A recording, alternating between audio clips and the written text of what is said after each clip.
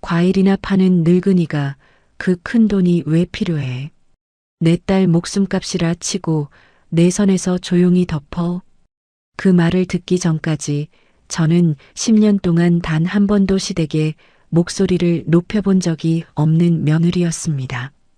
평생 시장 바닥에서 사과 박스를 나르며 모은 친정엄마의 노후자금 2억 원이 제가 잠든 사이 흔적도 없이 사라진 그날 아침, 통장에 찍힌 숫자 0을 본 순간 제 안에서 무언가가 조용히 부서졌습니다.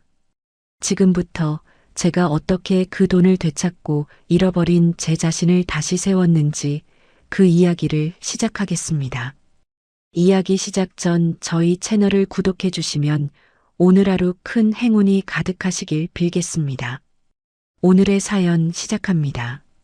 그날 새벽 5시 40분이었습니다. 저는 늘 그 시간에 눈을 떴습니다. 지점 영업 마감 보고서를 한 번 더 들여다봐야 마음이 놓이는 직업병 같은 거였지요. 그날도 거실 식탁에 노트북을 펴두고 따뜻한 보리차를 한 잔 우려 마시던 참이었습니다. 베란다 쪽에서는 친정엄마가 며칠 전 싸보내신 사과 한 상자가 비스듬히 놓여 있었습니다. 남편이 발로 툭툭 밀어 구석으로 치워둔 그 상자에서 새벽 공기를 타고 달큰하고 시큼한 사과 냄새가 흘러나왔습니다. 그 냄새를 맡으면 저는 늘 엄마의 굽은 등이 떠올랐습니다. 한겨울에도 언손을 호호 불어가며 소연아, 이거 박서방 좋아한다던 부사다. 아침마다 하나씩 꼭 챙겨줘. 사위 입에 들어가면 나도 배부르다. 하시던 그 목소리가요. 습관처럼 스마트폰 뱅킹 앱을 열었습니다. 엄마명의 계좌를 연동해둔 화면이었습니다. 저는 그 계좌를 제 손바닥 보듯 알고 있었습니다. 엄마가 평생 모은 돈을 똑똑한 딸만 믿는다며 통째로 맡기신 게 벌써 10년 전. 인증서는 제 노트북에만 따로 깔아두고 종이 통장과 인감 도장은 서재 책장 깊숙한 곳에 넣어두었습니다. 우량주와 채권으로 알뜰히 굴려온 돈이 엄마 무릎 수술이 잡히면서 전부 현금으로 바뀌어 들어와 있었습니다.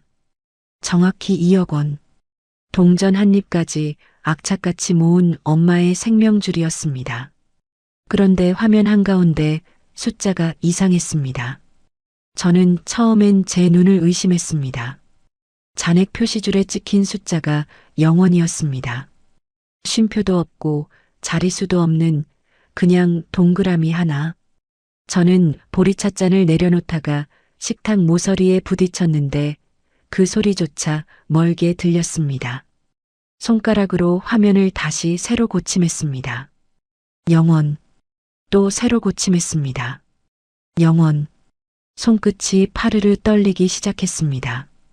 등줄기를 타고 식은땀이 흘렀습니다. 이거 오류야. 그렇지? 시스템 점검이면 이렇게 뜰 수도 있잖아. 저는 입 밖으로 소리내어 중얼거렸습니다. 사람이 정말로 무서운 걸 마주하면 제일 먼저 자기 자신을 속이려 든다는 걸 그때 알았습니다. 떨리는 손으로 어제 거래 내역을 눌러봤습니다. 화면이 한 박자 늦게 넘어갔습니다. 그 1초가 1년처럼 길었습니다. 출금 2억 원. 숫자 0이 8개. 저는 그 숫자를 세고 또 셌습니다. 1, 10, 100, 1000만, 10만, 100만, 1000만, 2억. 손바닥에 식은땀이 차서 화면이 미끄러졌습니다. 거래 시간은 이틀 전 낮 2시 17분. 제가 한창 지점 회의를 하고 있던 시간이었습니다. 저는 곧바로 노트북으로 손을 옮겼습니다. 키보드를 두드리는 손이 제 손 같지가 않았습니다. 인증서 폴더를 열어보니 이틀 전 날짜로 인증서 사용 알림이 떠 있었습니다. 제가 쓴 적 없는 알림이었습니다. 사실 전날 밤에도 그걸 보고 가슴이 철렁했지만 내가 깜빡하고 자동이체 확인이라도 했나 하고 애써 넘겼던 거였습니다. 그 순간에 제가 얼마나 한심한지 모릅니다. 저는 그렇게 끝까지 좋게만 생각하려는 사람이었으니까요. 더 이상 미룰 수 없었습니다. 저는 은행 콜센터 번호를 눌렀습니다. 통화 연결음이 한 번, 두 번 울리는 동안 제 심장이 그 소리에 맞춰 쿵쿵 뛰었습니다. 안녕하세요, 고객님.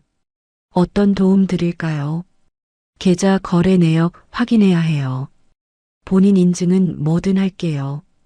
빨리 좀 봐주세요. 제발이요. 목소리가 갈라졌습니다.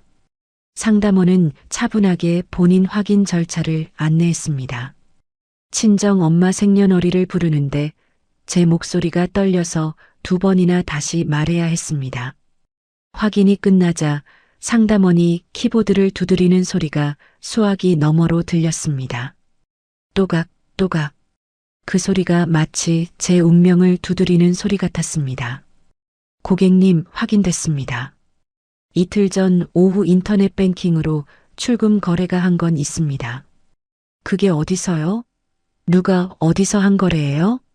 접속 기록상으로는 평소 쓰시던 덱 컴퓨터입니다. 그러니까 고객님 가정용 PC에서 정상 인증 후 거래된 걸로 나옵니다. 집 컴퓨터. 거실 식탁 위에 펼쳐진 바로 이 노트북. 제 옆에 놓인 이 기계로요. 저는 노트북을 마치 뱀이라도 본 듯 쳐다봤습니다. 그럼 그 돈이 어디로 갔어요? 받은 계좌요. 예금주 보이나요? 잠깐의 침묵. 상담원이 망설이는 게 느껴졌습니다. 개인정보라 통화로는 곤란하다는 안내가 나올 줄 알았는데 본인 인증이 끝났기 때문인지 상담원은 조심스럽게 말을 이었습니다. 받은 계좌 예금주가 박진만 님으로 확인됩니다. 수화기를 든 채로 저는 숨을 멈췄습니다. 박진만. 제 남편 이름이었습니다. 상담원이 고객님, 지금 듣고 계신가요? 하고 부르는 소리가 저 멀리 우주 끝에서 들려오는 것 같았습니다.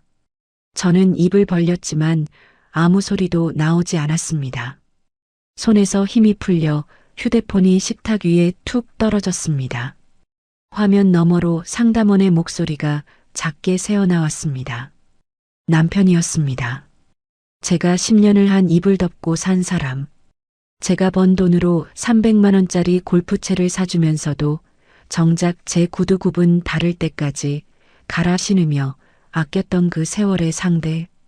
그 사람이 제 어머니의 목숨값에 손을 댄 거였습니다. 다리에 힘이 풀렸습니다.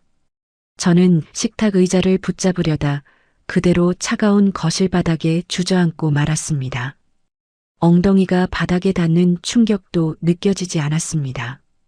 머릿속이 새하얗게 비었다가 다음 순간 한꺼번에 수십 가지 장면이 밀려들었습니다. 며칠 전 퇴근한 남편이 갑자기 제 어깨를 주물러주며 다정하게 속삭이던 목소리.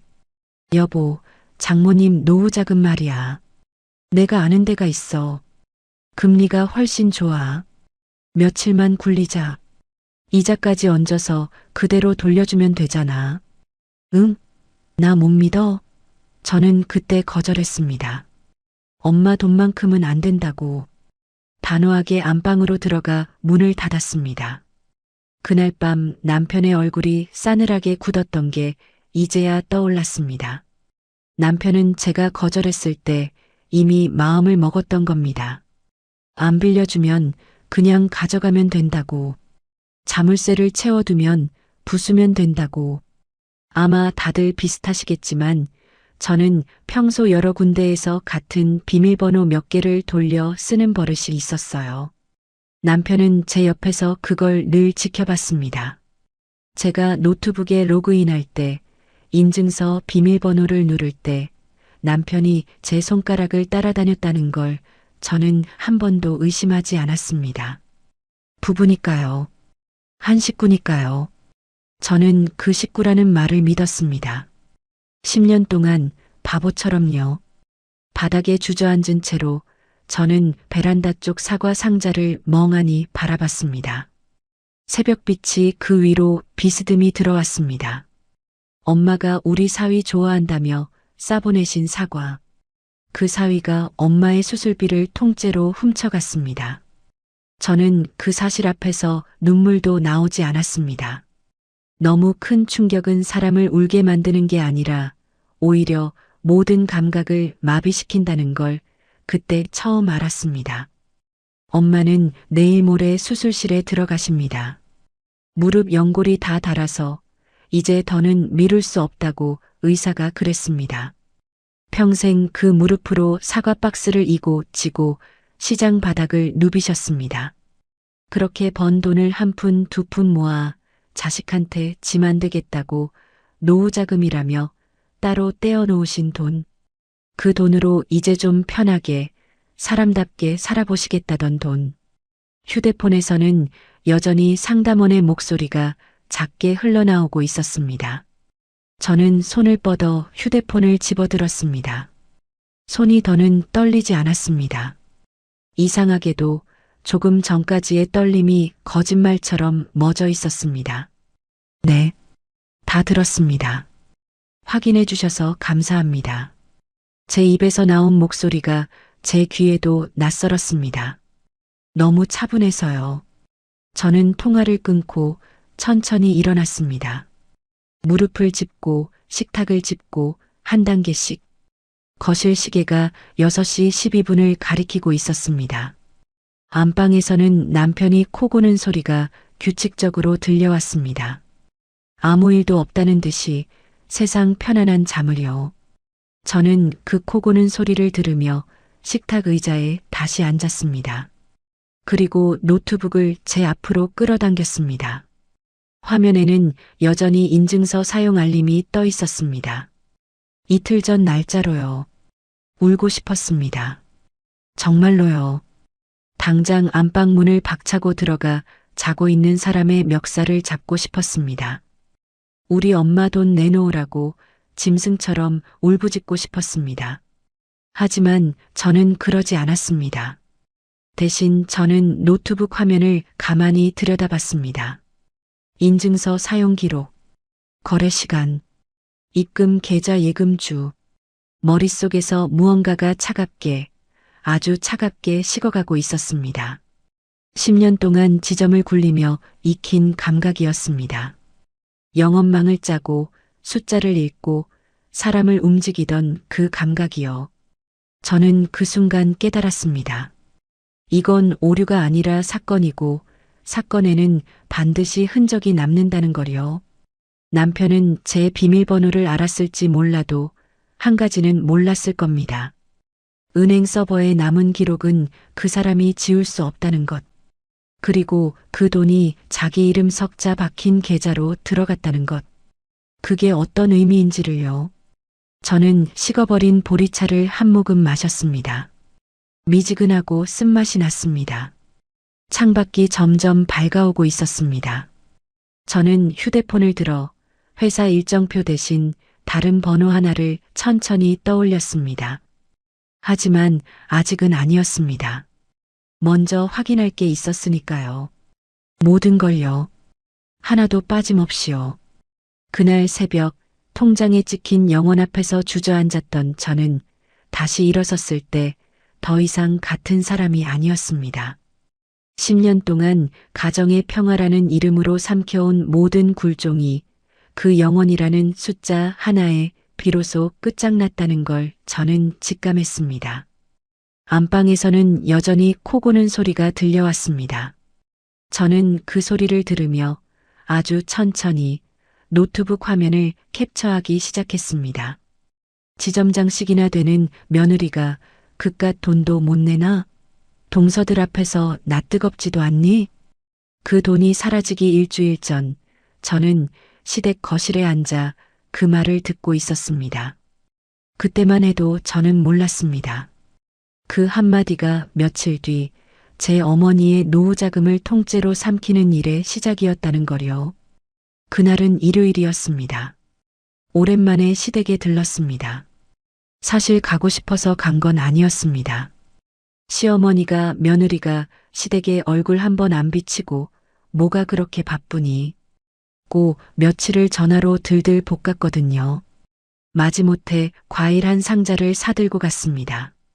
친정엄마 가게에서 떼온 사과였습니다.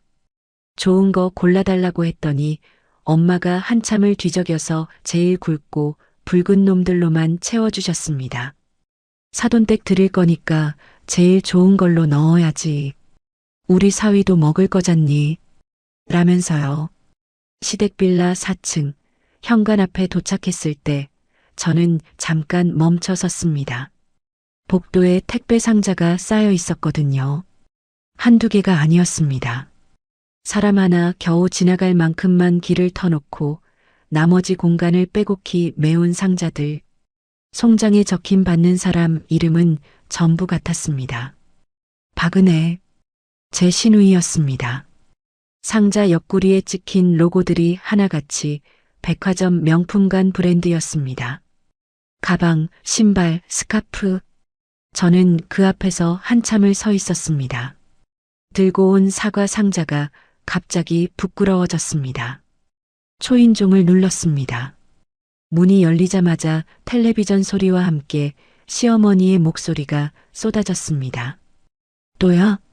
또 카드 막을 돈이 없어? 너는 대체 정신을 어디다 두고 사니? 명품 살 땐 손이 그렇게 빠르더니 돈 갚을 땐 왜 맨날 엄마를 찾니? 거실에서는 시어머니가 시누이를 향해 혀를 차고 있었습니다. 시누이는 소파에 다리를 꼬고 앉아 새로 산 듯한 가방을 무릎에 올려놓고 만지작거리고 있었습니다. 야단을 맞는 사람치고는 표정이 너무 태평했습니다.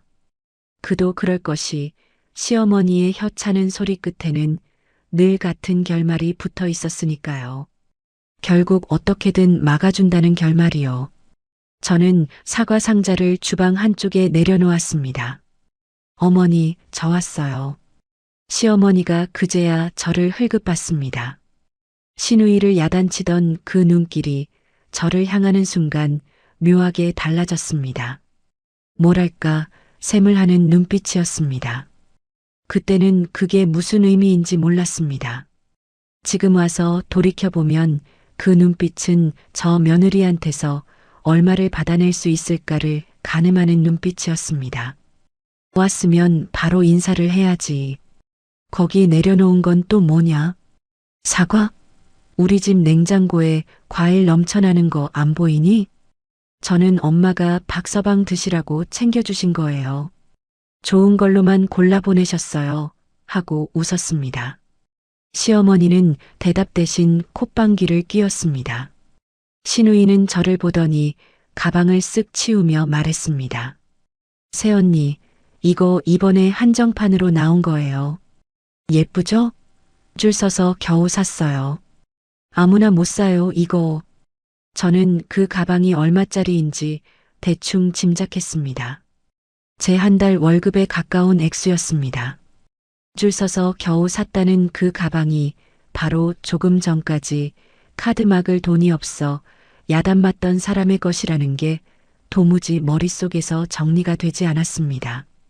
하지만 저는 아무 말도 하지 않았습니다. 그냥 예쁘네. 많이 아껴들어. 하고 웃었습니다. 그게 제 10년이었습니다. 속으로는 답답해 미칠 것 같으면서도 입으로는 늘 좋은 말만 하던 세월이요. 부엌에서 보리차를 우리는데 거실에서 두 사람이 소곤거리는 소리가 들렸습니다. 일부러 들으려던 게 아니라 빌라 거실과 부엌이 워낙 가까워서 안 들릴 수가 없었습니다. 엄마, 이번 건 진짜 급해. 이번에 못 막으면 나 신용불량 된다니까. 엄마, 나 망하게 둘 거야?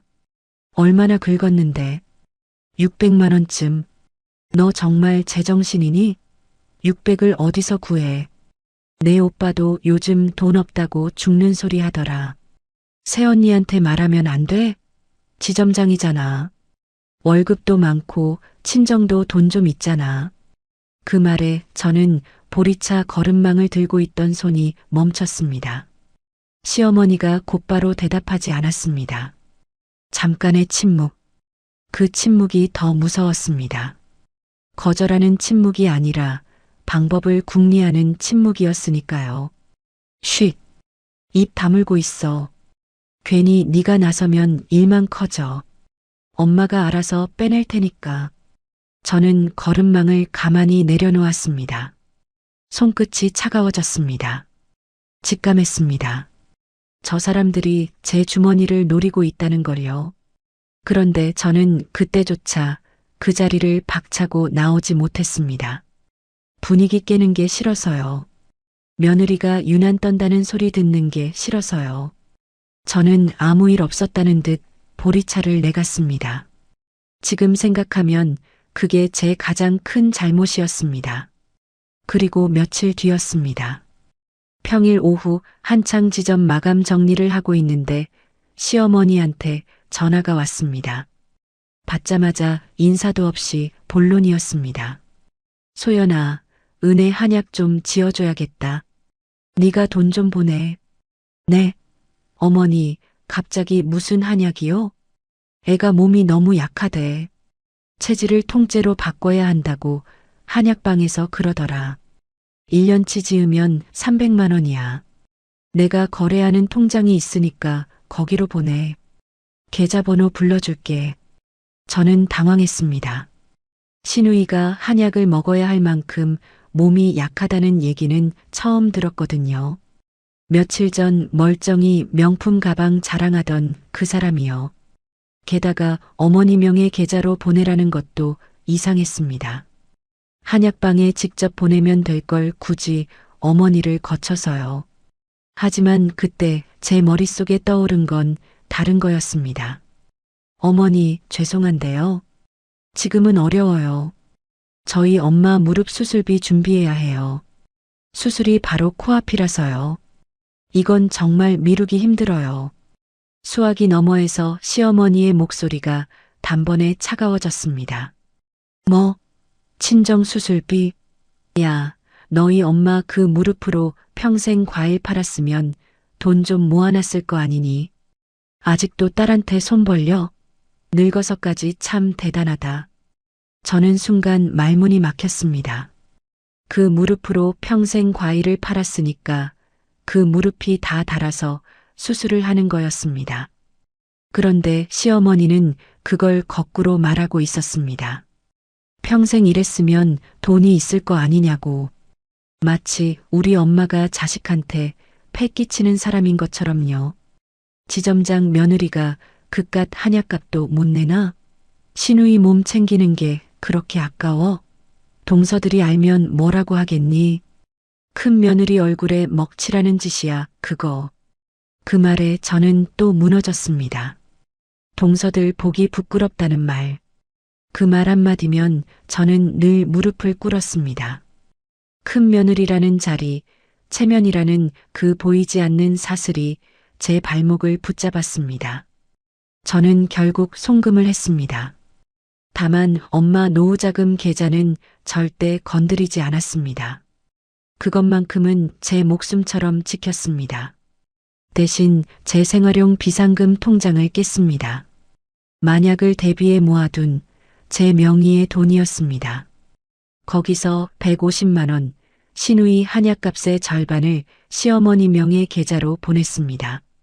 나머지 절반은 도저히 더는 못하겠다고 그것만 양해해달라고 사정사정해서요.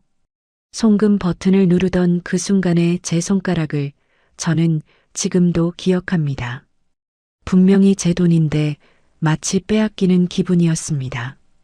통장 잔고가 줄어드는 걸 보면서 저는 제가 무슨 짓을 하고 있는 건지 자문했습니다. 답을 알면서도 멈추지 못했습니다. 그게 호구의 비극입니다. 잘못된 걸 알면서도 분위기가 무서워서 끝까지 끌려가는 거요. 그날 저녁이었습니다. 남편이 평소보다 일찍 퇴근에 들어왔습니다. 그런데 표정이 이상하게 밝았습니다. 손에는 제가 좋아하는 단팥빵까지 사들고요.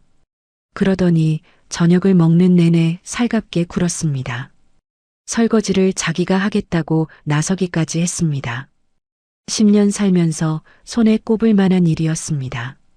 저는 그게 고마우면서도 어딘가 불안했습니다. 사람이 갑자기 변하면 거기엔 이유가 있는 법이니까요. 설거지를 마친 남편이 제 뒤로 다가와 어깨를 주무르기 시작했습니다. 여보, 요즘 너무 무리하는 거 아니야? 어깨가 아주 돌덩이네. 나 없으면 당신 몸 누가 챙겨? 괜찮아. 있잖아. 내가 진짜 괜찮은 정보 하나 들었거든. 저는 어깨에 닿은 그 손이 갑자기 낯설게 느껴졌습니다. 장모님 노후자금 말이야. 그거 그냥 통장에 넣어두면 돈이 썩는 거야. 내가 아는 데가 있는데 며칠만 굴리면 이자가 훨씬 붙어. 며칠이면 돼.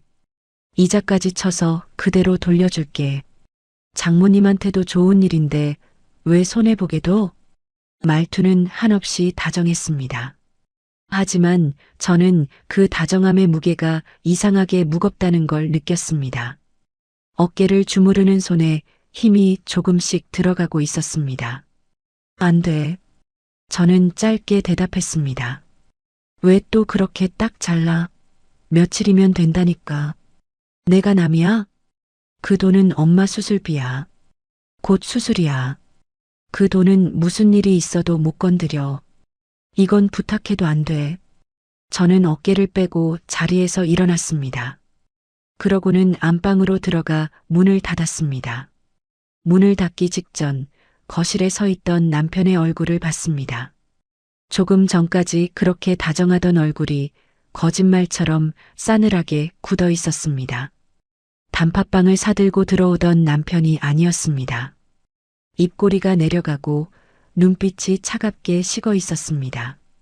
저는 그 얼굴을 보고도 그저 기분이 상했나 보다 하고 말았습니다. 설마 했습니다. 설마 같이 한 입을 덮고 자는 사람이 제가 거절했다고 해서 직접 손을 댈 거라고는요. 그날 밤 남편은 늦게까지 거실에 있었습니다. 노트북 앞에서요.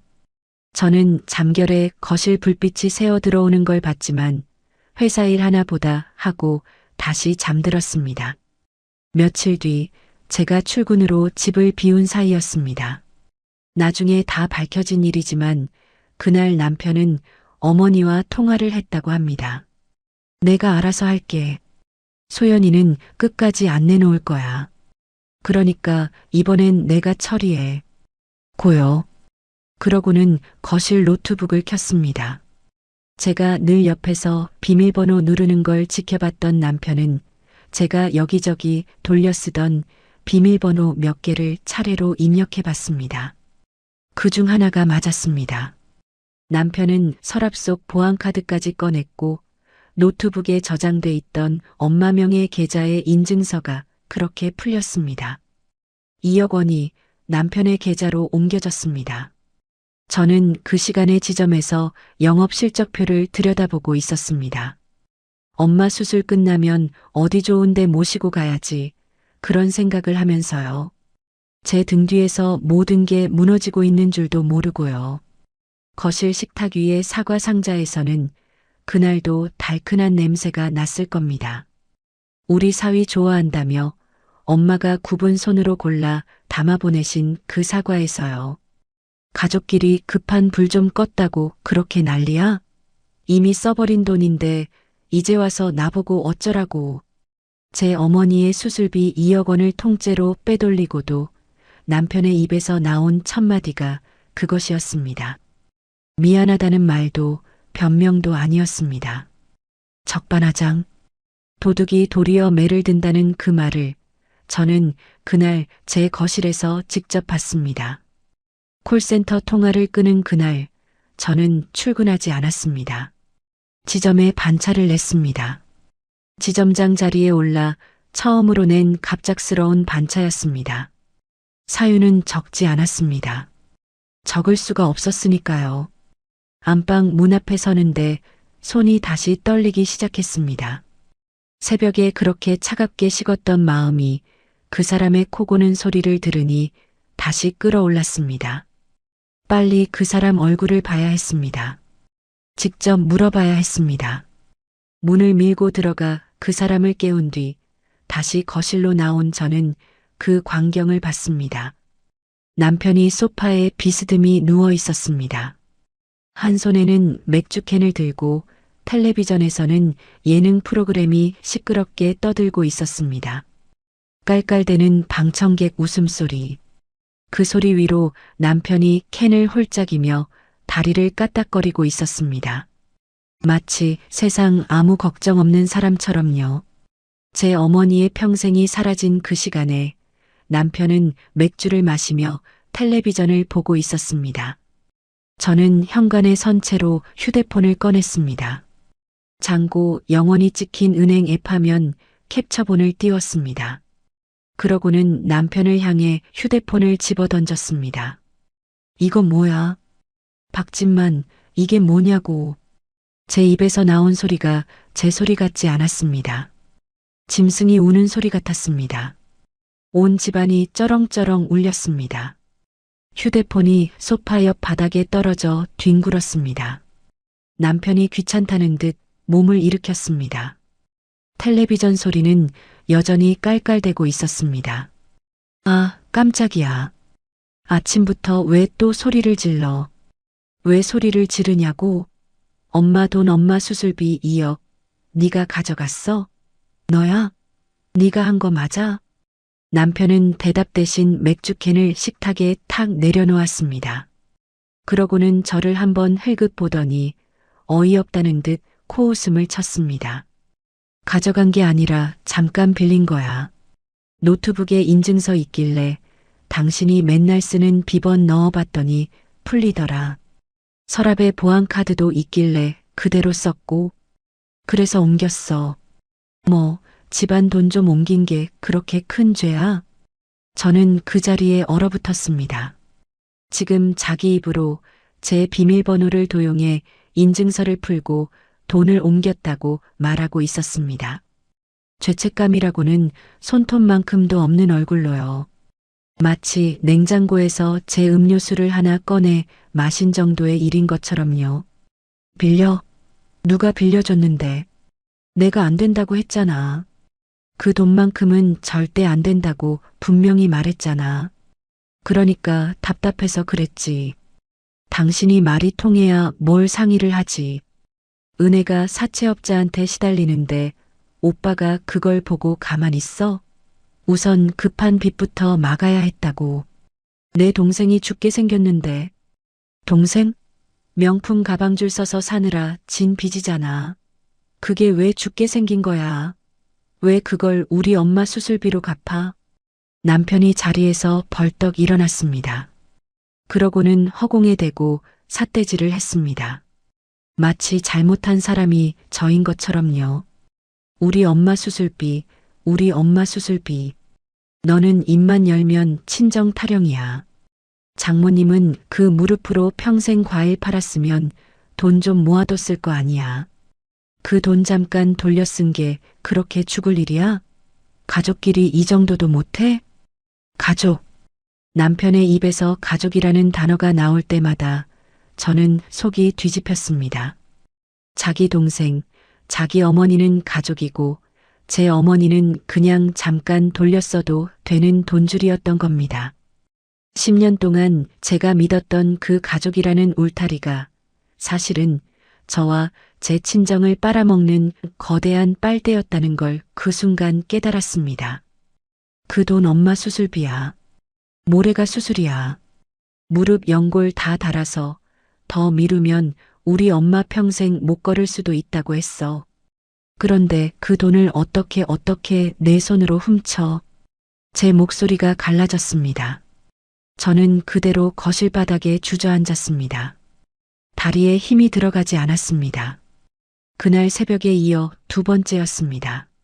엄마의 굽은 등이, 언손이 사과 박스를 이고 시장 바닥을 누비던 그 모습이 한꺼번에 밀려왔습니다. 그 평생을 이 사람이 자기 여동생 명품 빚 갚는데 써버린 겁니다. 남편은 바닥에 엎드려 헐떡이는 저를 내려다봤습니다. 그러고는 한숨을 쉬며 말했습니다. 진짜 유난스럽다. 내 통장으로 받은 다음에 엄마 통장 한 번 거쳐서 은혜 빚 정리했어. 깔끔하게 처리했다니까. 그리고 어차피 다 못 찾아. 알림 문자랑 노트북 거래 기록은 내가 지웠어. 증거도 없는데 네가 뭘 어쩔 건데. 가족끼리 경찰서라도 가게.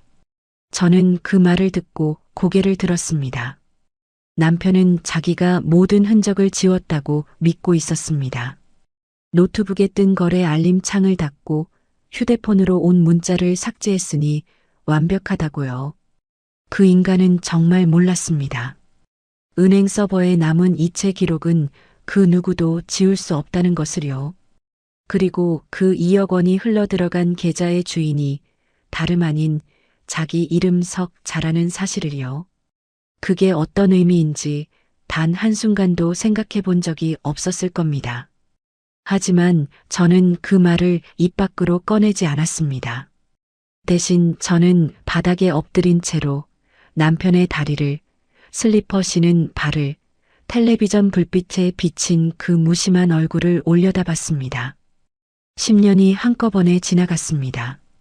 제가 번 돈으로 사준 300만 원짜리 골프채, 친정엄마가 싸보낸 사과 상자를 발로 툭툭 치며 베란다 자리를 차지한다고 짜증내던 모습. 장모님 과일 또 보냈어? 안 그래도 좁아 죽겠는데 또 저걸 어디다 둬? 하던 그 목소리. 명절마다 시댁에는 봉투를 두둑이 챙기면서 친정에는 단 한 번도 마음 쓴 적 없던 사람. 저는 그 모든 걸 참았습니다. 가정의 평화를 위해서요. 시댁 어른들을 위해서, 큰 며느리라는 자리를 위해서요. 그런데 그 평화라는 게 결국 저 한 사람의 굴종 위에 세워진 거짓이었습니다. 제가 참으면 참을수록 저 사람들은 더 당당해졌습니다. 더 뻔뻔해졌습니다. 그리고 마침내 제 어머니의 목숨값에까지 손을 댄 겁니다. 저는 천천히 일어났습니다. 여보, 제 목소리가 너무 차분해서 남편이 오히려 멈칫했습니다. 조금 전까지 짐승처럼 울부짖던 사람이 갑자기 조용해지니 그게 더 이상했나 봅니다. 왜? 방금 내 입으로 한 말. 노트북 비번 넣어서 인증서 풀고 보안카드 써서 돈 옮겼다는 말. 은혜 빚 갚는 데 썼다는 말. 다시 한번 말해봐. 남편이 인상을 찌푸렸습니다. 뭐? 왜 같은 말을 또 시켜? 그래, 내가 풀었어. 보안카드도 내가 썼고 돈도 내가 옮겼어. 됐어? 부부 사이에 그깟 거 가지고 사람 잡을래? 저는 고개를 끄덕였습니다.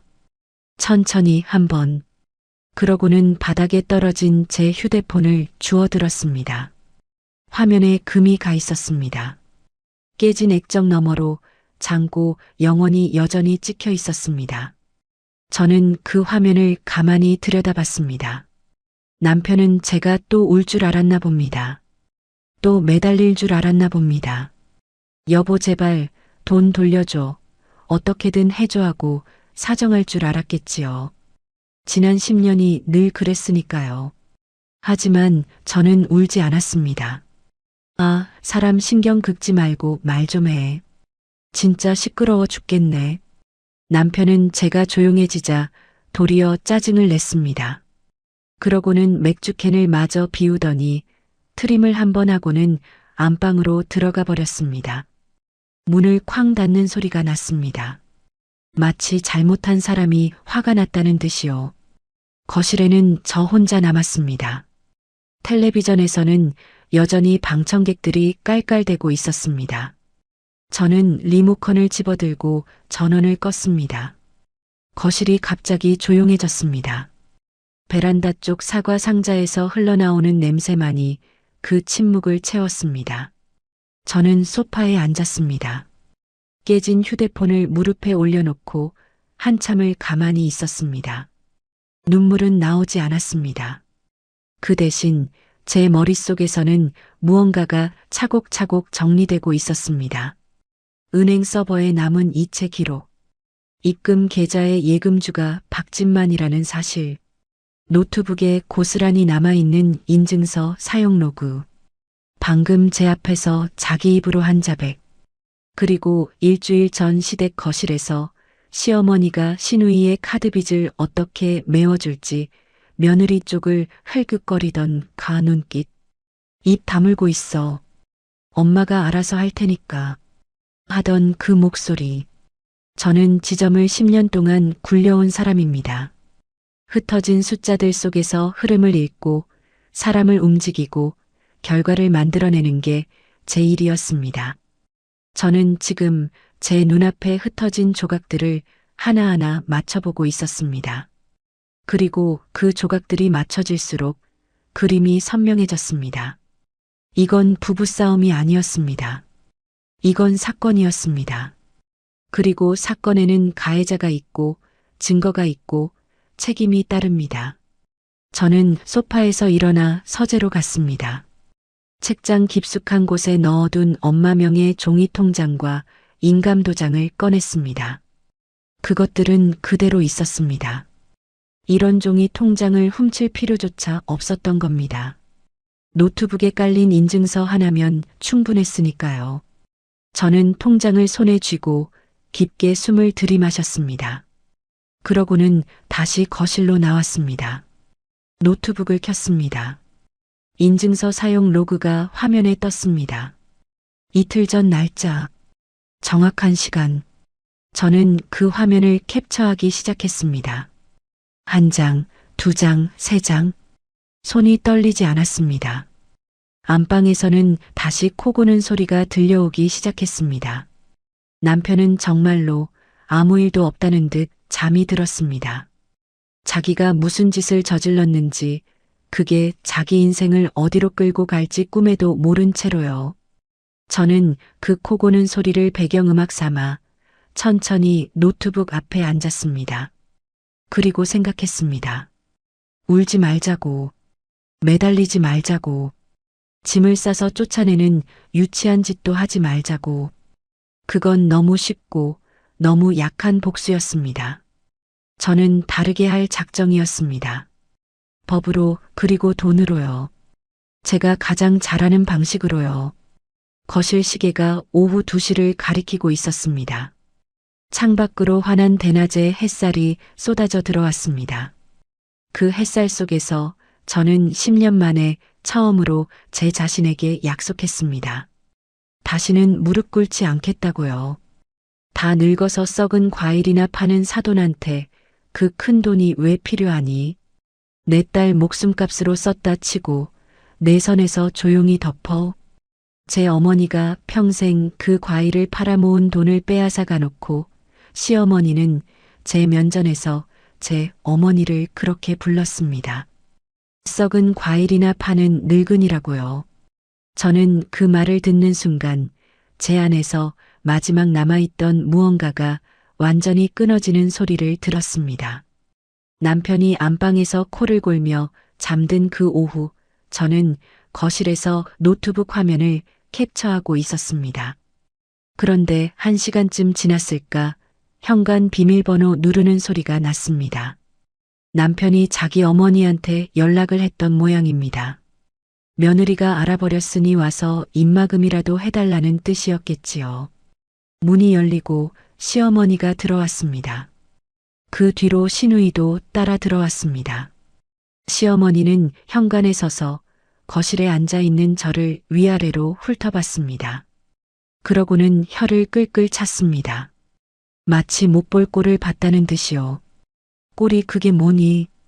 다 큰 어른이 바닥에 주저앉아서 청승이나 떨고 동네 사람들이 보면 뭐라고 하겠어. 저는 일어나지 않았습니다. 그냥 노트북 앞에 앉은 채로 시어머니를 올려다봤습니다. 시어머니는 신발을 벗고 거실로 성큼 들어와 소파에 앉았습니다. 마치 자기 집인 것처럼요.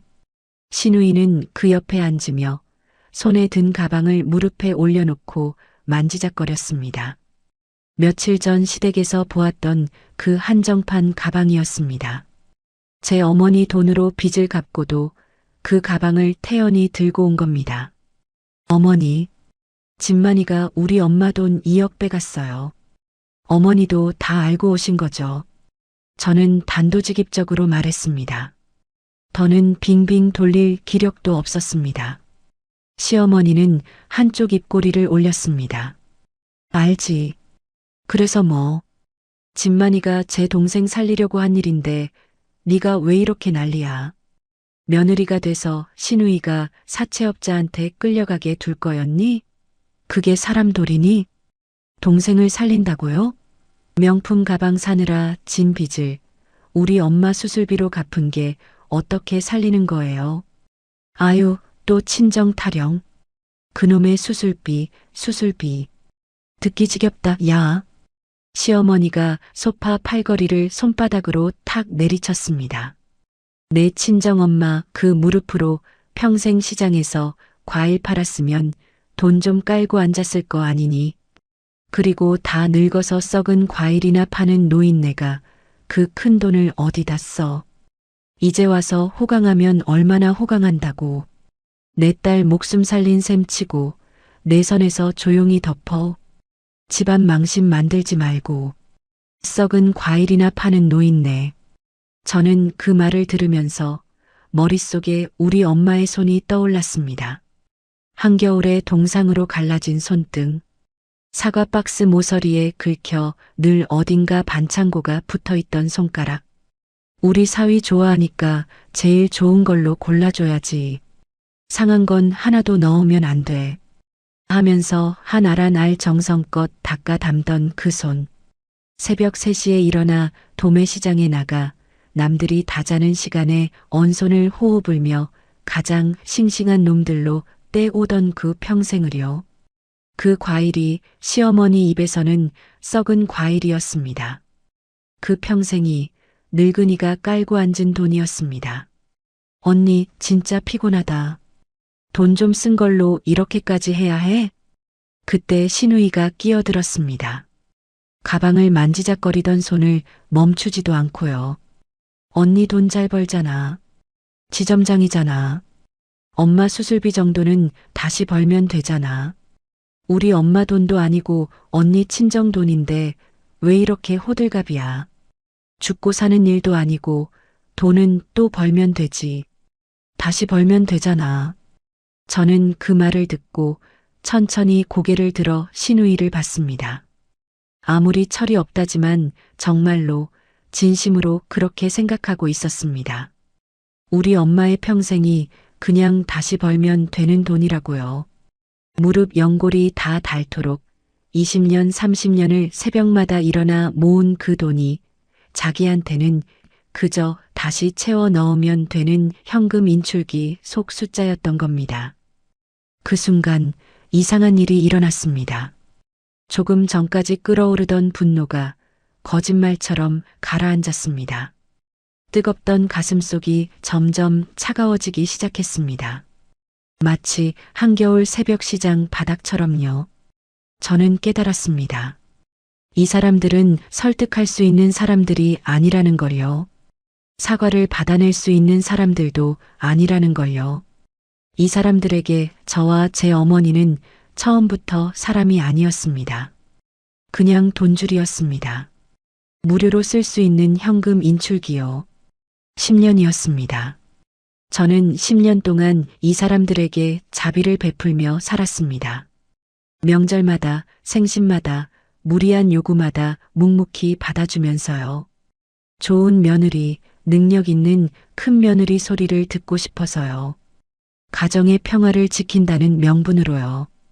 그런데 그 평화는 결국 저 한 사람을 산 채로 뜯어먹으며 유지된 거짓이었습니다.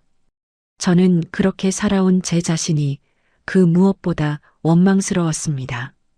그 원망 앞에서는 더 이상 눈물조차 나오지 않았습니다.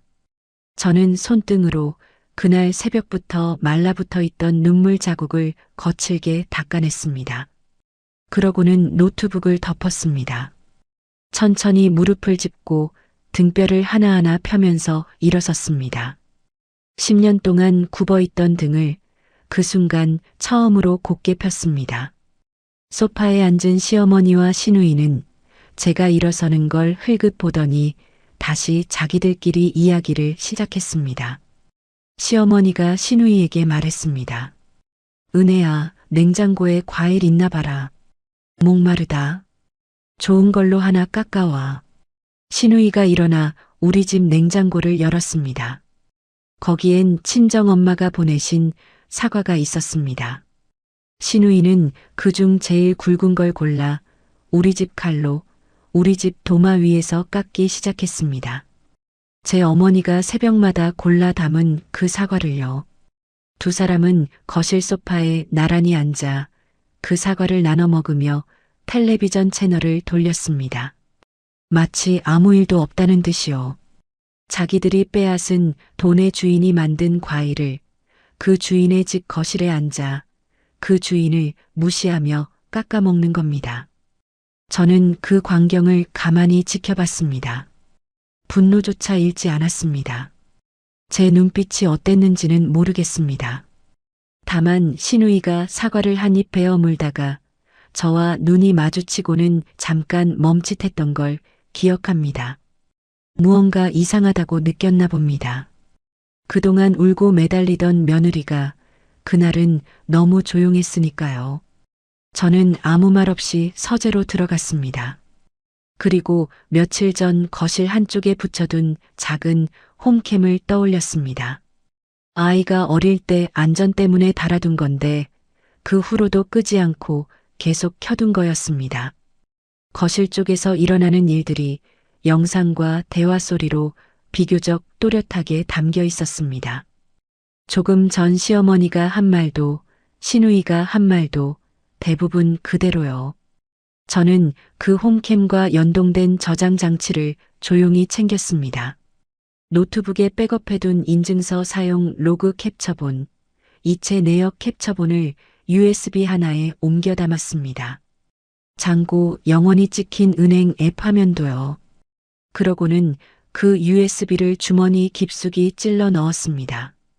거실에서는 여전히 텔레비전 소리와 함께 두 사람이 사과를 씹는 소리가 들려왔습니다. 시어머니가 신우이에게 무어라 소곤거리는 소리도요. 쟤 이제 잠잠해졌네.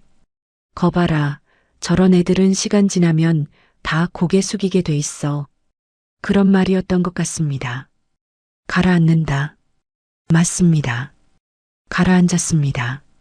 하지만 그건 분노가 사라진 게 아니었습니다. 끓던 물이 얼음으로 바뀐 것뿐이었습니다. 그리고 얼음은 끓는 물보다 훨씬 단단하고 훨씬 차갑습니다. 서재 책상 앞에 앉아 저는 제 머릿속에 하나의 계획을 세우기 시작했습니다. 남편의 짐을 싸서 문 밖으로 던지는 그런 유치한 짓은 하지 않을 작정이었습니다. 그건 너무 쉽고 너무 가볍고 저 사람들에게 아무런 타격도 주지 못하는 일이었으니까요. 저는 다르게 할 작정이었습니다. 제가 10년 동안 지점을 굴리며 쌓아온 모든 인맥과 실행력을 동원해서요. 한 발 한 발 빠져나갈 구멍 하나 없이 법과 돈으로 이 기생충 같은 가족의 숨통을 완벽하게 끊어놓을 작정이었습니다. 천천히 그러나 확실하게요. 저는 휴대폰을 꺼냈습니다. 깨진 액정 너머로 연락처 하나를 찾았습니다. 우리 지점의 VIP 고객이자 제가 몇 년간 신뢰를 쌓아온 대형 로펌의 변호사 번호였습니다. 통화 버튼 위에 손가락을 올려놓았습니다. 하지만 누르지 않았습니다. 아직은 아니었습니다. 먼저 해야 할 일이 하나 있었거든요. 저 사람들이 보는 앞에서요. 10년 동안 참아온 제가 더 이상 예전의 그 호구가 아니라는 걸 분명하게 보여줄 일이 하나 있었습니다. 저는 휴대폰을 다시 주머니에 넣고 서재를 나와 거실로 향했습니다. 등뼈를 꼿꼿이 세운 채로요. 거실 한 구석, 벽에 기대 세워둔 검은색 골프백이 눈에 들어왔습니다. 제가 번 돈으로 사준 300만 원짜리 골프채가 든 그 가방이요. 네가 우리 집안을 아주 박살냈어. 이 독한 년아, 내가 너 그냥 안 둬. 어디 두고 보자. 며칠 뒤 제 휴대폰 음성사서함에 남겨진 시어머니의 목소리는 그렇게 변해 있었습니다. 처음엔 애원하다가 나중엔 협박으로요. 하지만 그건 며칠 뒤의 일이고 그 시작은 제가 거실 한 구석에 세워진 골프백으로 걸어가던 그 순간이었습니다.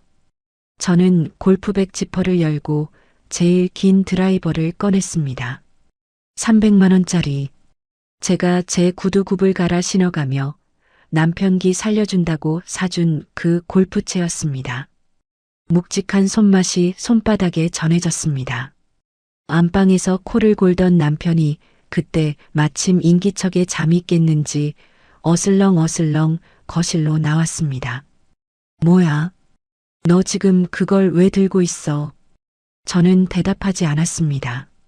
그냥 그 골프채를 머리 위로 들어 올려 현관 대리석 바닥에 사정없이 내리쳤습니다. 쩡! 쇠가 돌에 부딪히는 소리가 온 집안을 갈랐습니다. 한 번, 두 번, 세 번, 샤프트가 휘어지고 결국 두 동강이 났습니다.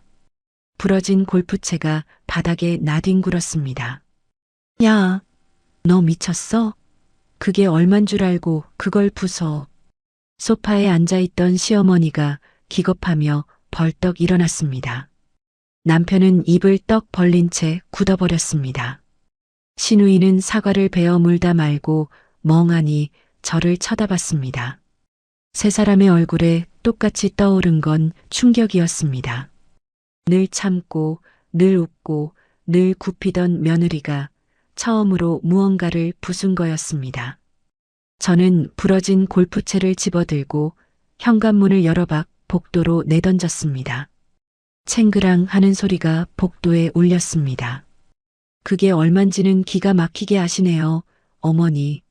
저는 차분하게 말했습니다. 너무 차분해서 오히려 그게 더 서늘했나 봅니다. 300만 원이요. 제가 제 구두 굽갈아 신으면서 이 사람 기죽지 말라고 사준 거예요. 그런데 우리 엄마 2억은요? 그건 다시 벌면 되는 돈이라면서요.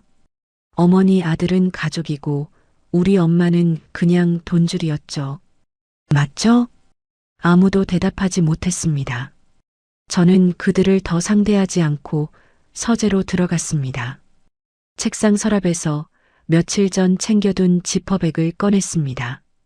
그 안에는 예전에 우연히 손에 넣은 시누이의 명품관 결제 영수증들이 들어 있었습니다. 시누이가 시댁 거실에 아무렇게나 흘리고 다니던 것들을 제가 언젠가 쓸모가 있을까 싶어 모아둔 거였습니다. 호구처럼 살면서도 어딘가 한 구석에서는 늘 불안했나 봅니다. 저는 그 영수증들과 홈캠 저장 장치, 그리고 인증서, 로그와 이체 내역을 백업한 USB를 모두 가방에 챙겨 넣었습니다. 잔고 영원히 찍힌 은행 앱 화면 캡처본은 따로 출력까지 해두었습니다. 손에 잡히는 종이 한 장이 디지털 화면보다 더 무겁게 느껴졌으니까요.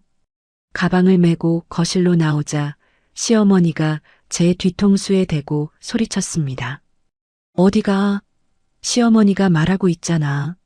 감히 어른말 끊고 어딜 나가. 이 못된 년아. 저는 뒤돌아보지 않았습니다.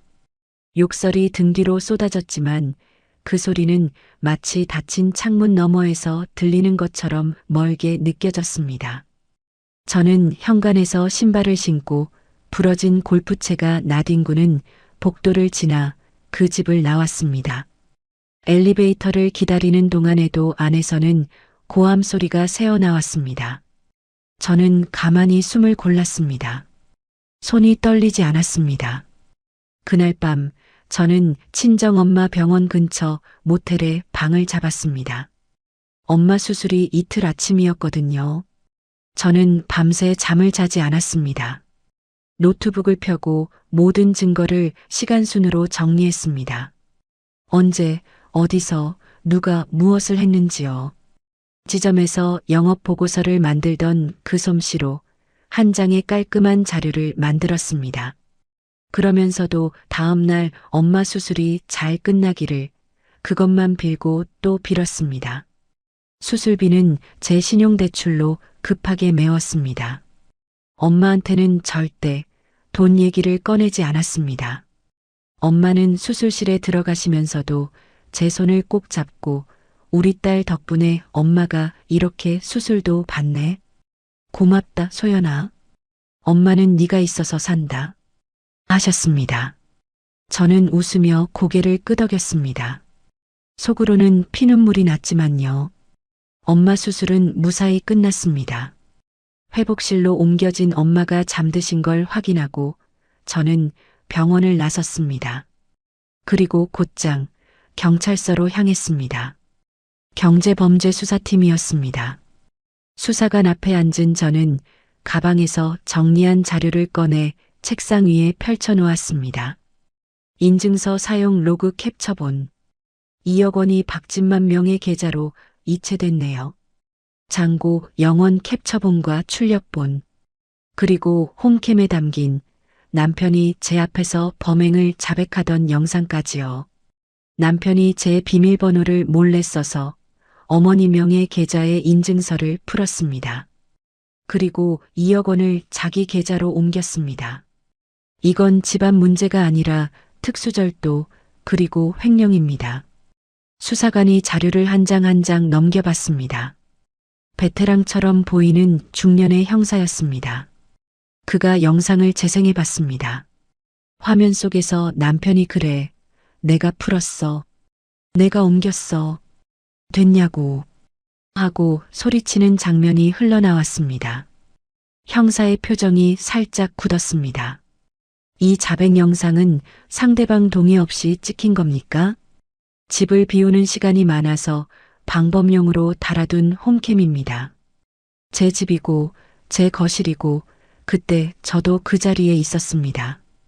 형사가 고개를 끄덕였습니다.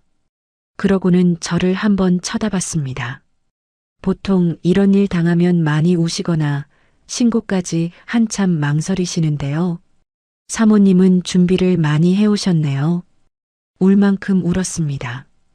이제 우는 걸로는 돈도 사람도 아무것도 돌아오지 않더라고요. 저는 엄벌 탄원서를 그 자리에서 작성했습니다. 글씨가 떨리지 않았습니다. 형사는 자료를 검토하더니 곧바로 움직이기 시작했습니다. 은행 창구와 인터넷 뱅킹 인출 기록, 그리고 그 돈이 박진만의 계좌를 거쳐 어디로 흘러갔는지를 추적하기 위해 금융계좌 추적 영장을 신청하겠다고 했습니다. 저는 시어머니가 그 무렵 남편과 여러 차례 통화한 정황도 진술했습니다. 적어도 통화한 시각과 횟수는 통신 내역으로 확인될 거라고요. 형사는 메모를 했습니다. 얼마 지나지 않아 계좌 추적 결과가 나왔습니다. 2억 원의 흐름은 제 예상과 정확히 맞아떨어졌습니다. 박진만의 계좌로 들어간 돈은 일부가 곧장 신우이의 사채업자 계좌로 빠져나갔고 나머지 목돈은 시어머니 명의 계좌를 한번 경유한 뒤 다시 신우이의 카드빚을 막는 데 쓰였습니다. 자금 경로가 한 줄로 깔끔하게 이어졌습니다. 누가 봐도 가족 전체가 한 통속이 되어 제 어머니의 돈을 빼돌린 그림이었습니다. 저는 이 자금 흐름 보고서를 손에 쥐고 평소 VIP 고객으로 인연을 맺어온 대형 로펌의 변호사를 찾아갔습니다. 제 사정을 들은 변호사는 형사 절차와는 별개로 민사소송을 함께 진행하자고 했습니다.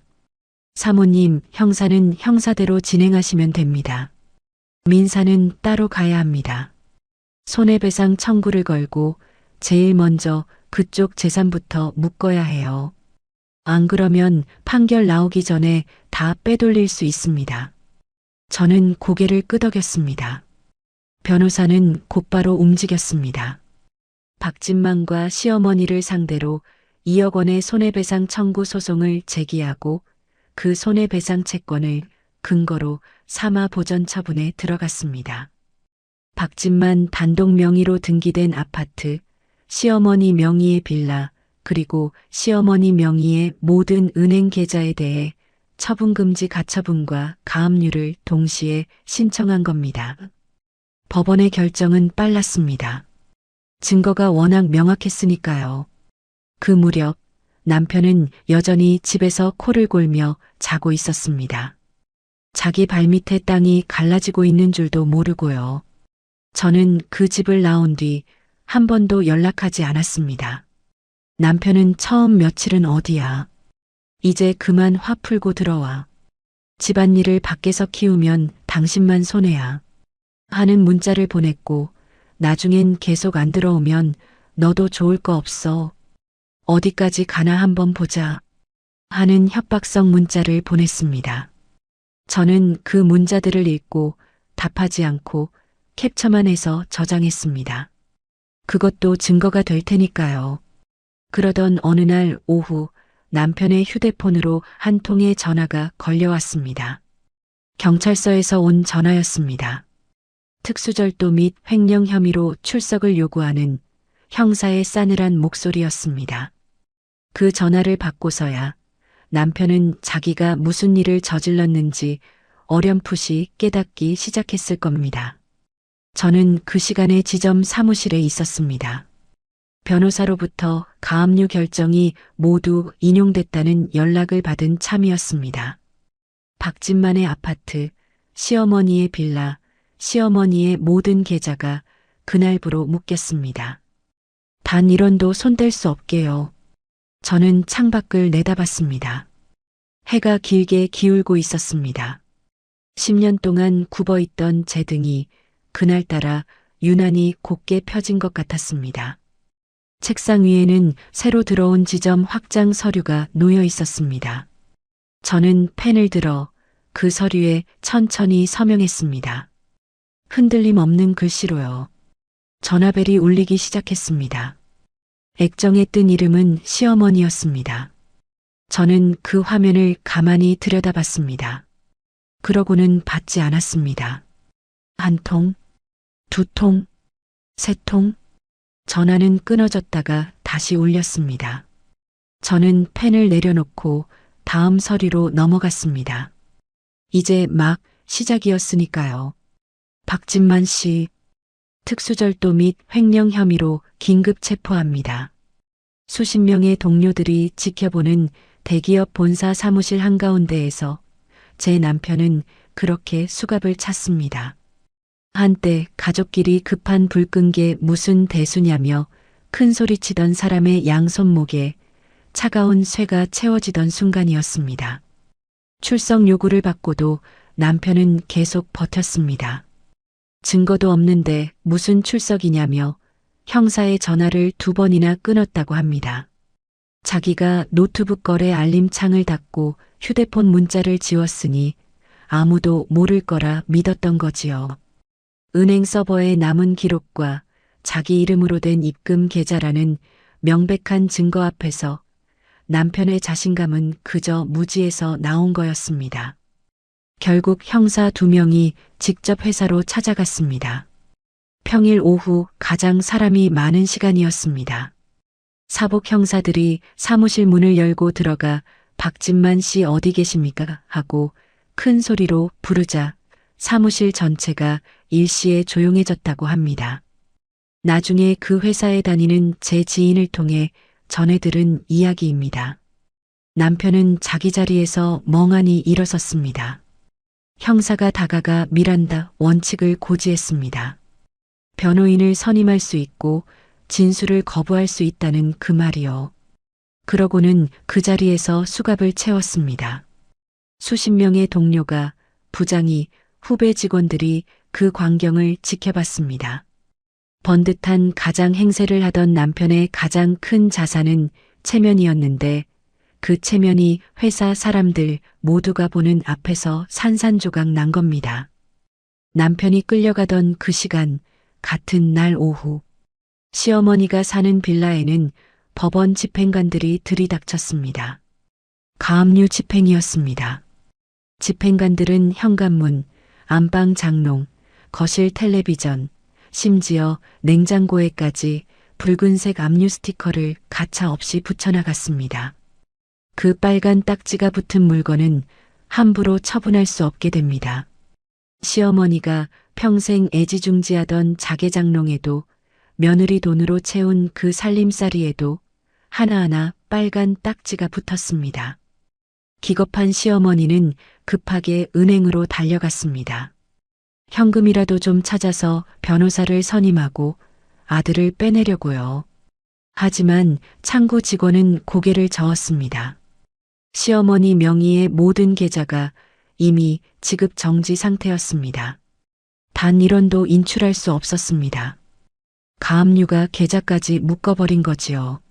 시어머니는 그 자리에서 주저앉았다고 합니다. 금쪽 같은 아들이 직장에서 수갑을 차고 끌려가고 전 재산이 꽁꽁 묶여버리자 시어머니가 매달릴 곳은 단 한 사람뿐이었습니다. 며느리, 바로 저였습니다. 그날 오후부터 제 휴대폰이 울리기 시작했습니다. 저는 지점 사무실 책상에 앉아 새로 들어온 지점 확장 계획서를 검토하고 있었습니다. 휴대폰을 무음으로 해두었기 때문에 진동만 책상 위에서 부르르 떨렸습니다. 1번, 2번, 3번, 끊겼다가 다시, 끊겼다가 다시, 액정에 시어머니라는 이름이 떴다 사라지기를 반복했습니다. 저는 그 진동을 곁눈으로 보면서 계획서의 숫자들을 계속 읽어내려갔습니다. 손이 떨리지 않았습니다. 마음이 흔들리지도 않았습니다. 신기할 만큼 평온했습니다. 점심을 먹고 돌아와 보니 부재중 전화 알림이 떠 있었습니다. 시어머니 부재중 전화 179통. 붉은 숫자가 액정 위에서 전멸하고 있었습니다. 179통. 반나절 동안 1분에 한 번꼴로 전화를 건 셈이었습니다. 10년 동안 시어머니가 저한테 먼저 전화를 건 적이 몇 번이나 있었던가 생각해 봤습니다. 늘 무언가를 요구할 때, 무언가를 시킬 때만 전화를 했습니다. 이거 보내라, 저거 해라, 얼굴 비춰라. 그런데 이제는 살려달라고 179통을 걸고 있었습니다. 저는 음성사서함에 쌓인 메시지를 몇 개 재생해 봤습니다. 무표정하게요. 처음 메시지는 울먹이는 목소리였습니다. 소연아, 소연아, 집만이가 잡혀갔다. 우리 집만이가 제발, 제발 합의 좀 해주라. 응? 내가 잘못했다. 내가 다 잘못했어. 한 번만 봐주라. 우리가 남이가 가족인데. 다음 메시지는 조금 달라져 있었습니다. 소연아, 너 정말 이럴 거니? 시어머니를, 늙은 시어머니를 이렇게까지 해야겠어? 통장 다 막히고 집에 빨간 딱지 붙고 내가 어떻게 사니? 전화 좀 받아라. 제발. 그리고 마지막 무렵의 메시지는 완전히 변해 있었습니다. 이 독한 년아, 네가 우리 집안을 거덜냈어. 시어머니를 감옥 보내고 아들을 전과자 만들고 그러고도 네가 사람이야? 어디 두고 봐라. 너 가만 안 둔다. 1000벌 받을 거야, 1000벌. 애원에서 협박으로. 한나절 만에요. 저는 그 마지막 메시지를 듣고도 마음이 흔들리지 않았습니다. 오히려 차분하게 그 음성마저 추가 증거로 저장했습니다.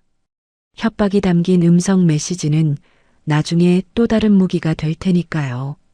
그러고는 휴대폰을 무음 그대로 책상 서랍에 넣고 닫았습니다. 저는 다시 지점 확장 계획서로 돌아왔습니다. 새 지점을 하나 더 맡게 됐거든요. 본사에서 제 실적을 높이 확장 지역을 통째로 맡기겠다고 한 거였습니다. 저는 펜을 들고 여유롭게 서명을 했습니다. 사무실 창밖으로는 오후 햇살이 길게 들어왔습니다. 평온한 일상이었습니다. 흔들림 없는 일상이요. 그 시간 남편은 경찰서 유치장에 있었습니다. 나중에 변호사를 통해 전해 들었습니다. 남편은 변호사 수임료 될 돈조차 없었다고요. 자기 명의 아파트는 가압류로 묶였고 어머니 통장도 막혔고 어머니는 빌라에 빨간 딱지가 붙어 길거리에 나앉을 판이었으니까요. 회사에서는 이미 해고 절차가 진행 중이었습니다. 형사 사건으로 체포된 직원을 회사가 데리고 있을 리 없었으니까요. 며칠 전까지만 해도 소파에 비스듬히 누워 맥주를 마시며 그게 뭐 대단한 일이라고 하던 사람이 유치장 창살을 붙잡고 찌질한 눈물을 쏟고 있다고 했습니다. 자기가 무슨 짓을 했는지 그제야 온몸으로 깨닫고 있는 거였습니다. 저는 그 소식을 듣고도 통쾌하다거나 슬프다거나 하는 감정이 별로 들지 않았습니다. 그냥 당연한 결과라고 생각했을 뿐입니다. 남의 어머니 목숨값을 훔쳤으면 그 대가를 치르는 게 당연한 거니까요. 저는 그 당연한 결과가 일어나도록 법이 정한 길을 따라갔을 뿐이었습니다. 며칠 뒤 변호사 사무실에서 이메일 한 통이 도착했습니다. 그동안의 진행 상황을 단계별로 정리한 보고서였습니다. 박진만 특수절도 및 횡령 혐의로 입건 및 긴급 체포되었고 회사 해고 절차 진행 중이며 박진만 명의 아파트, 시어머니 명의 빌라 및 전계좌 가압류 완료, 손해배상 청구 소송 역시 진행 중으로 시어머니의 공모 정황은 통화 내역 조회를 통해 추가 입증 중이라는 내용이었습니다. 저는 그 보고서를 천천히 읽어 내려갔습니다. 마치 잘 짜인 영업 결과 보고서를 읽는 것처럼요. 한 줄 한 줄 제가 세운 계획대로 정확하게 실행되고 있었습니다. 읽기를 마쳤을 때 제 입가에 미소가 번졌습니다. 통쾌한 미소였습니다. 10년 동안 한 번도 지어보지 못한 제 자신을 위한 미소요. 저는 보고서를 닫고 휴대폰을 다시 꺼냈습니다. 서랍 속에서요. 시어머니의 부재중 전화는 그새 200통을 넘어가고 있었습니다. 저는 그 숫자를 한번 보고 다시 무음으로 둔 채 책상 위에 엎어놓았습니다. 그리고 변호사에게 회신 메일을 썼습니다. 짧게요. 변호사님, 수고 많으셨습니다. 다음 단계 민사합의 협상으로 넘어가시죠. 단 한 가지 분명히 해두겠습니다. 합의는 합의고 형사처벌은 별개입니다. 그 부분 상대 쪽에 정확히 통보해 주세요. 저는 돈은 돈대로 받고 처벌은 처벌대로 받게 할 생각입니다. 전송 버튼을 눌렀습니다. 메일이 날아갔습니다. 창밖으로 해가 기울고 있었습니다. 저는 자리에서 일어나 사무실 불을 끄고 퇴근 준비를 했습니다. 그날 저녁엔 회복 중인 엄마 병실에 들를 참이었습니다. 엄마가 좋아하는 단호박죽을 사가기로 했습니다. 가방을 챙기는 제 어깨가 더없이 가벼웠습니다. 이제 마지막 단계만 남아 있었습니다. 빼앗긴 것을 한 푼도 빠짐없이 되찾는 일이요. 그리고 그 일은 생각보다 훨씬 빨리 끝나게 됩니다. 길거리에 나앉을 위기에 몰린 시어머니가 평생 품고 있던 마지막 것까지 내놓게 되거든요. 이 빌라 시세 반값에라도 좋으니 당장 팔아주세요. 오늘 안에요. 평생 애지중지하던 자기 빌라를 반값에 던지면서 시어머니가 부동산에서 했다는 말이라더군요. 아들이 실형을 살까봐 눈이 뒤집힌 노인의 마지막 발버둥이었습니다. 가압류로 모든 게 묶인 뒤 시어머니에게 남은 길은 하나뿐이었지요. 민사 합의금을 마련해 처벌 불원서라도 받아내 아들의 형량을 조금이라도 줄이는 것. 하지만 통장은 막혔고 살림에는 빨간 딱지가 붙었고 손에 쥔 거라곤 명의로 된 낡은 빌라 한 채뿐이었습니다. 그마저도 가압류가 걸려 있었으니 정상적으로는 팔 수도 없었지요. 그래서 시어머니는 제 변호사에게 매달렸습니다. 합의해주는 조건으로 가압류를 풀어달라고, 그래야 집을 팔아 돈을 마련할 수 있다고요.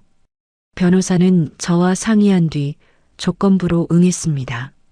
합의금이 제 계좌에 전액 입금되는 것과 동시에 가압류를 해제한다는 빈틈없는 조건으로요. 시어머니는 빌라를 시세의 반값에 금매로 내놓았습니다. 평생 그 안에서 아들 키우고 며느리 부리던 그 집을요. 살 사람은 금방 나타났습니다. 반갑시었으니까요. 오갈 데 없이 당장 길거리에 나앉게 된 시어머니는 계약금을 받자마자 피눈물을 흘리며 제 계좌로 합의금을 입금했습니다. 원금 2억 원에 손해배상 합의금 1억 원을 더한 총 3억 원. 입금 알림이 뜨던 그 순간을 기억합니다. 저는 병실에 있었어요. 엄마가 막 점심을 드신 참이었지요. 휴대폰이 짧게 울렸습니다. 화면에 찍힌 숫자를 보고도 저는 한참을 가만히 있었습니다. 며칠 전 같은 화면에 0이 찍혀 있던 그 통장에 이제 3억이 들어와 있었습니다. 다만 시어머니가 끝까지 착각한 게 하나 있었습니다. 이 돈을 주면 아들이 풀려나는 줄 알았던 거지요. 변호사가 분명히 통보했습니다. 이 합의는 어디까지나 민사상 손해배상이고 형사재판에서는 피해 회복 정도로 참작될 수 있을 뿐 형사처벌 자체를 없애주는 게 아니라고요. 돈은 돈이고 죄는 죄라고요. 3억 원을 받아 엄마의 노후를 완전히 되찾은 뒤 저는 이혼 소송을 제기했습니다. 형사 절차와는 별개로요. 배우자가 제가 관리하던 어머니 명의 인증서를 무단으로 사용해 친정 재산을 빼돌린 사건이니 혼인 파탄의 책임은 명백히 그 사람에게 있었습니다. 남편은 끝까지 매달렸습니다. 구치소에서 편지를 보내왔더군요. 처음엔 한 번만 용서해달라 내가 잘못했다는 반성문 같은 글이었습니다. 그러다 답이 없자 이혼만은 안 된다. 10년 세월 생각도 해야 하지 않냐며 회유했고 나중엔 네가 이렇게까지 독한 줄 몰랐다는 원망으로 바뀌었습니다. 채 한 달도 안 되는 사이에 그 모든 감정이 다 지나가더군요. 저는 그 편지들을 읽지 않고 모았습니다. 다만 한 통, 마지막 편지만은 끝까지 읽었습니다. 왜 한 번을 안 봐주냐는 내용이었지요. 저는 그 편지를 다 읽고 펜을 들어 답장 대신 딱 한 줄을 적어 변호사를 통해 전했습니다. 당신이 우리 엄마 통장에 0을 찍던 날 나도 당신한테서 0이 됐어. 직장에서 해고되고 전과자 딱지까지 붙은 남편은 갈 곳이 없었습니다. 아파트는 재산분할 과정에서 정리됐고 그 사람 몫으로 남은 건 빚과 정가뿐이었으니까요. 창문도 없는 비좁고 퀴퀴한 고시원에 짐을 풀었다더군요. 한평 남짓한 방에서 매일 밤 소주병을 들이켜며 자기 어리석음을 저주한다는 이야기를 들었습니다. 한때 300만 원짜리 골프채를 휘두르며 가족끼리 그깟 돈이 무슨 대수냐던 사람의 끝이었지요. 신우이의 추락은 어쩌면 가장 빨랐습니다. 오빠와 어머니라는 든든한 자금줄이 완전히 끊기자 남편은 혼자서는 단 하루도 버티지 못했습니다. 제 어머니 돈으로도 미처 다 막지 못한 사채가 추심업자들의 독촉으로 다시 고개를 들었습니다. 거기에 그새 새로 터진 카드비까지 겹쳤지요. 명품 가방을 줄 서서 사던 손으로 이제는 좁고 습한 고기구이 식당 주방에서 산더미 같은 불판을 닦아야 했습니다. 어느 날 그 식당 주방 앞까지 험악한 사채업자들이 들이닥쳤다고 합니다. 빚 내놓으라고 고래고래 소리를 지르며 가게 영업을 망치니 사장이 신우이를 다그쳤고요. 신우이는 고무장갑을 낀 채로 뒷문 쓰레기통 옆으로 기어가 숨었답니다. 거기서 비참하게 울었다고요. 다시 벌면 되잖아라고 저를 조롱하던 그 입으로요. 저는 그 소식들을 전해 들으면서 통쾌함과는 조금 다른 감정을 느꼈습니다. 그저 각자 뿌린 대로 거두는구나 싶었지요. 제가 손을 댄 건 법과 돈, 그 두 가지뿐이었습니다. 나머지는 시댁 식구들 스스로 무너진 거였습니다. 자금줄 하나에 기대 살던 사람들이 그 줄이 끊기자 제 무게를 못 이기고 주저앉은 것뿐이었지요. 이제 제 이야기를 할 차례입니다. 저는 지금 친정 엄마의 병실에 앉아 있습니다. 무릎 수술을 무사히 마친 엄마는 재활을 거쳐 이제 보조기 없이 걸음마 연습을 하고 계세요. VIP 특실, 햇살이 잘 드는 창가 침대입니다.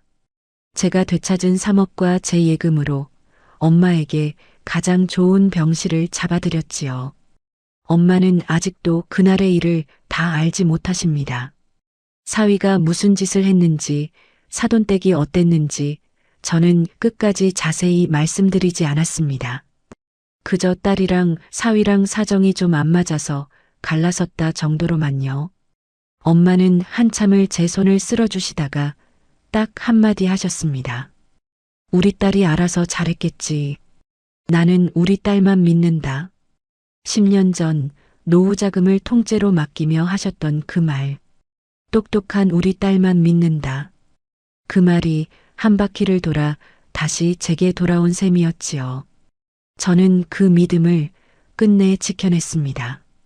저는 휴대폰 뱅킹 화면을 켜서 엄마에게 보여드렸습니다. 되찾은 엄마의 노후 자금과 제 예금이 합쳐져 든든해진 숫자를요. 며칠 전 0이 찍혀 있던 바로 그 화면입니다. 엄마는 잘 안 보이는지 눈을 가늘게 뜨고 한참을 들여다보시더니 이게 다 뭐냐, 많기도 하다 하며 아이처럼 웃으셨어요. 저도 따라 웃었습니다. 환하게요. 0이 찍힌 통장을 보며 짐승처럼 울부짖던 호구 며느리는 이제 어디에도 없습니다.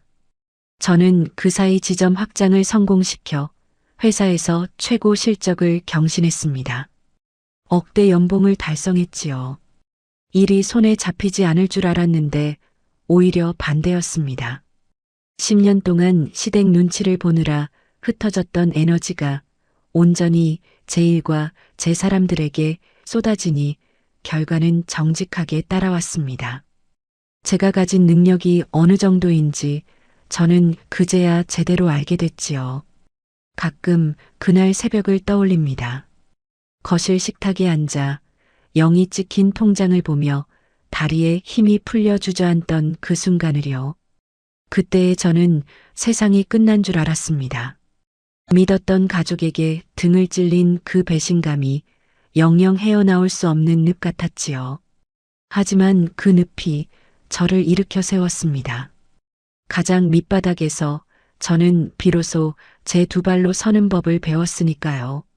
참는 게 평화가 아니라는 것, 자비가 늘 미덕은 아니라는 것, 내 것을 지키는 일에는 때로 차가운 결단이 필요하다는 것, 그 모든 걸 그 0이라는 숫자가 가르쳐 주었습니다. 엄마의 굽었던 등이 재활을 거치며 조금씩 펴지고 있습니다. 보조기를 짚고 복도를 한 걸음 한 걸음 걷는 엄마의 뒷모습을 보면 가슴이 벅차오릅니다. 평생 새벽 시장 바닥에서 닳아 없어진 그 무릎으로 이제는 천천히 아프지 않게 걷는 연습을 하시는 거지요. 저는 엄마의 손을 잡았습니다. 동상으로 갈라지고 사과 박스에 긁혀 늘 어딘가 반창고가 붙어 있던 그 손. 이제는 따뜻하고 편안한 그 손을요.